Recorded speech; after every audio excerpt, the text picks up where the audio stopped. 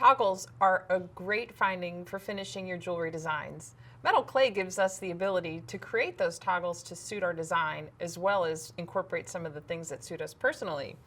These toggles incorporate texture, which for me, I love metal clay for. And I've also had fun playing with the toggle bars, kind of creating a few different twists on things. To create these toggles, we're going to use a regular host of characters that I like to say for most of my metal clay designs. The clay, we're going to roll it out, and this time we're going to use the carving tool to add texture rather than to cut the clay. We'll cut the clay to shape, refine it, fire it, and finish it, and then get it into a finished design. Let's roll out the clay and get things started.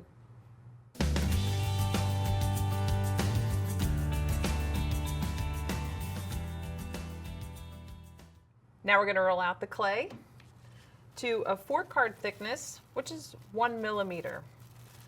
And I like that thickness for strength, as well as because it allows me to add some texture without thinning the clay out too much. Place it between the slats and just roll. And before I get all the way to the thickness I want, I'm going to rotate the clay so I can stretch it. Again, trying to work into that shape I'm looking for so I get it right the first time. Of course, if you don't, just start over. And from here, I will transfer the clay to a nonstick worksheet and get that nice and smoothed out. And using the belly of the carving tool, I'm going to just make some impressions. You can use, you could use the point of the tool. You don't want to cut through because you will cut through the clay all the way, and then you'll have a very different design on your hands than you originally intended. And you can use the side of the tool, all those great things. Okay, so from here I will cut out my basic shape, press down on the cutter, and then peel away the excess clay. Remove the cutter. I'm going to put in the smaller square, and I'm going to do it off center so that I have a nice area for my stringing holes later. So I will press that into the clay and remove the shape. Ah, perfect. I always like to be able to show this. The clay sometimes does stay in the cutter, and then just take a tool and pop it out. And something you could consider is, if you like that shape, you can keep it, not smush it back up into your regular clay, and then make it into a charm. Just an option. So now this clay cutter here is a square shape, and I'm going to use that because it complements the overall design of this toggle to cut my holes. It's actually better to start in the center so that you can balance the holes into the opening. I always forget to do that. And then my holes are usually not very well spaced apart. And this tool has a plunger, and it'll just push the fresh clay right out, and then you can capture it. Now, I have this charm that's in process, and to be able to work it into a design later, I'm going to cut out a hole from it as well, another hole, and we'll incorporate that into our design. For final touch, before this goes to dry, I want to clean up the edges. And I like to do this because it makes the next step a little easier. It also helps collect the clay while it's still fresh. I'll keep refining this just so it's as perfect as I can get it. Now, for this little guy over here, I'm going to just put a little bit of water on the fresh clay, pick up my little square, and get it into place. Little pressure, little water, and those two pieces will stick together like they were meant to be. All right, that's ready to dry, and now we're ready to make the toggle bar.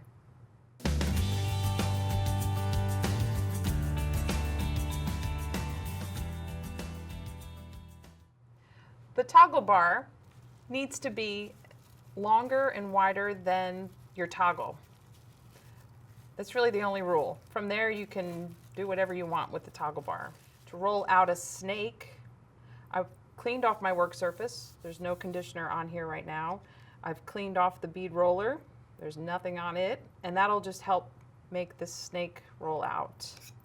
And I'm putting equal pressure as best as I can in the center of the tool, pressing down to elongate the clay, trying to keep it equal all the way across. And you could stop there. What I want to do, just to kind of jazz things up a little, I'm going to mimic the texture that I added to the toggle. And at the same time, what I'm doing is also kind of flattening it into kind of a square shape, again, to complement the square design of the toggle. I'm going to give it a little flair. And to do that, I'm just going to kind of push on the ends a little and create a little wave. And then I'm going to let it dry. Next up is making the loops to then have this toggle bar function.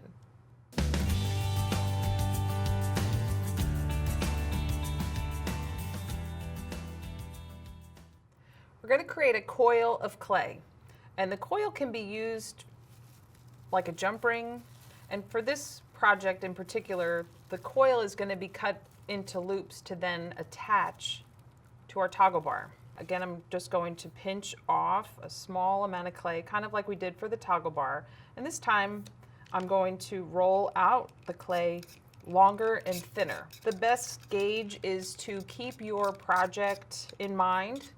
Keep in mind what it is you're going to be using these loops for. Kind of like jump rings, they all have gauges and diameter. So you want to make sure you factor that in so that as you're rolling, look at how this thing is just turning on me, so funny. You know how thin or how thick to keep your clay.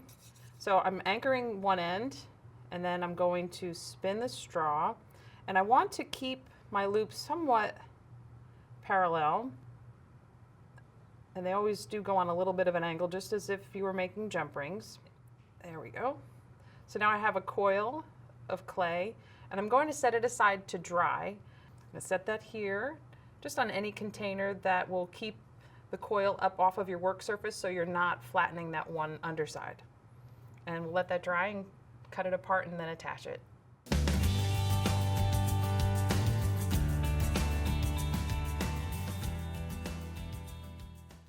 While the coil is drying, I want to take advantage of that time and refine the toggle and the toggle bar. So when I attach the loop, there's very little cleanup that needs to be done. So I'm going to just take my sanding board and go around the edges and just clean up any of those imperfections that might still exist. I'm going to round the corners ever so slightly.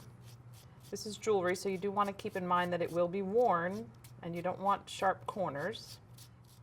From there, I will use the polishing papers, and I will go in and refine the surface. And in addition to removing any excess clay, this also helps polish the clay so that when the fired piece comes out of the kiln, the polished surface really does come up very easily.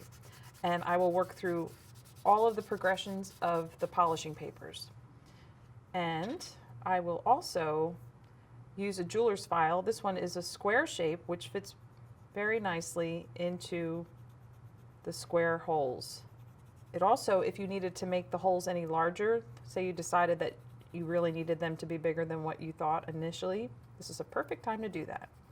And then the nice thing about the polishing papers is they are very flexible. So you can shape them into different sizes so that you can accommodate the area that you're trying to clean up. And just keep going. And again, go through all the different progressions of grit, because that really will make your job at the end of the firing process that much easier. And the toggle bar, because it's a long, thin piece of clay, and the clay is at its most fragile, you do want to work carefully and a little more slowly than what I was doing with the toggle. Get the ends, and for this also go through all the progressions.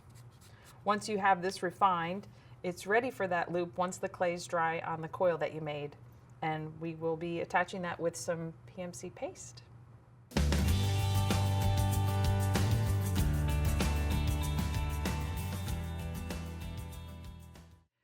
Our toggle bar is refined and ready for the loop.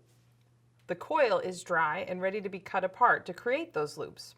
So I will take the coil off of the straw, almost like a corkscrew, twisting it off, and I'm going to cut apart the coil, creating some rings. So I'm going to just cut between each of the circles at the line, get the blade in there, and see how nice the protective handle is. It gives you the ability to press down without hurting your hands. So now I've got these great little rings, and I'm going to just trim them to create like a little half ring. And because we have a few of them, sometimes it's good to cut them all and then see which one you like better. Okay, so I'm going to put an area of water on the toggle bar where I know I'm going to place the loop, and just give that a chance to absorb into the clay. I've got the loop and the tweezers. I've got my sanding board ready to go, and I'm just going to gently rub the loop across the sanding board to create a nice flat surface so that I increase the surface area for kind of like the gluing, for the pasting. Got my jar of paste ready to go. Paste or slip, same product. Each brand calls it something a little different. I'm going to dip the feet into the paste, into the jar, and get a nice thick amount. And I'm going to place the loop onto the bar in the area where I placed the water, and carefully, without shifting its position or pushing it completely off the bar, I'm going to press down. And when you're attaching dry to dry, it's great to have a little bit of water and a whole lot of paste, and then pressure. All of those things work together. So we'll set that aside to dry. So here's one that is dry, and I'll check to see if there's any gaps. I see a couple little gaps there, and I can see the spacing between the loop and the bar. So what I'll do to help fix that, because I really want to make sure this joint is clean. So again, I'm going to add some water, and that just really helps wake up the clay a little bit, soften it up, and get it ready to receive some new material. And I will add some fresh paste to that area. And again, you want to put in excess. You want to have the need to clean it up. If not, you're always just going to find yourself filling. And if you ever find that you have a big gap, you may even want to use fresh clay and just kind of smush it in there. And then on this one, we have, you can see where I have filled in the gap with some paste, and now the paste actually needs cleanup. So I know the joint is filled. So I'm going to take a polishing paper and go across the surface. And the polishing papers are really good because they conform to the shape that you're sanding. And then the sanding sticks have that nice point, so they allow you to get in as much as you can and give you a lot of room to work with. So you can clean that out. So once that's all done, we're going to fire this, and this can go directly on the kiln shelf into the kiln, and then once cooled room temperature, we'll take care of the finishing.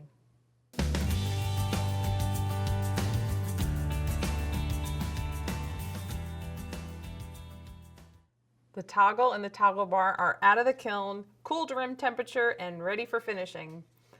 I'm going to show you the wire brush just so you can see. We're going to get into all of those crevices that we created in our texture.